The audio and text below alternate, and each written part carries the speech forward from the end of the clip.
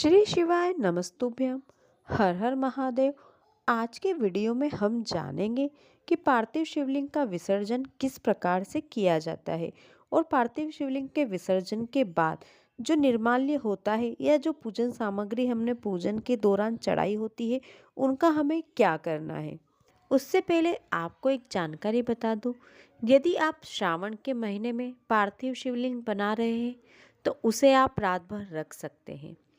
इसके अलावा आप हरतालिका तीज, छोटी शिवरात्रि, बड़ी तीज, छोटी तीज, महाशिवरात्रि जैसे किसी मौके पर पार्थिव शिवलिंग का निर्माण करते हैं तो आप रात भर रख सकते हैं।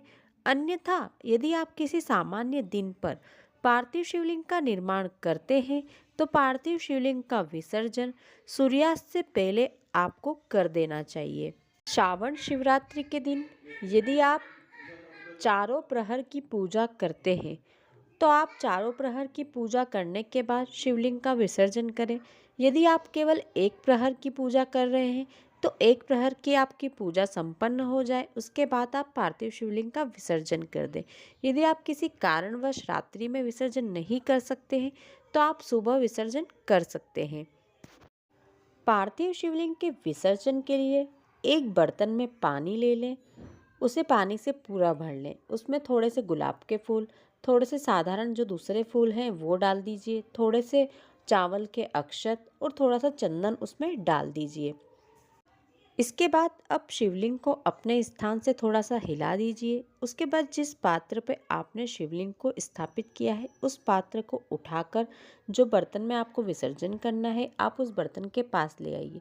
अब इसके बाद आपको ध्यान रखना है कि जलाधारी का मुख आपकी ओर होना चाहिए जब आप विसर्जन कर रहे हैं। तो विसर्जन करने से पहले आप अपने मन की मनोकामना एक बार महादेव से कह दें।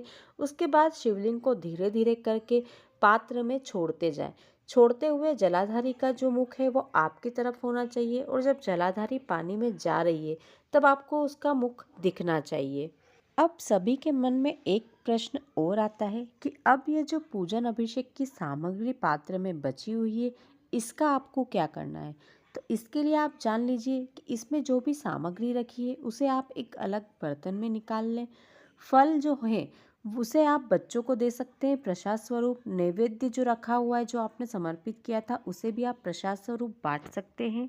उसके अलावा जो पात्र में जल है वो आप आपके घर के गमलों में उस जल को डाल सकते हैं और जो भी सामग्री है जैसे जो सुपारी हमने समर्पित करी थी, जो फूल हमने समर्पित करे थे और जो भी पात्र में अन्य बची हुई सामग्री है उसे आप निर्माल्य के तौर पर किसी नदी में प्रवाहित कर सकते हैं।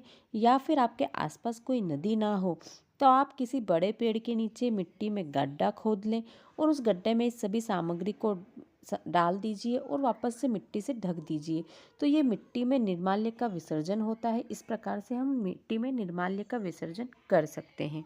ऐसे ही और वीडियो देखने के लिए चैनल को सब्सक्राइब करें और कमेंट में हर हर महादेव लिखना बिल्कुल ना भूलें। धन्यवाद।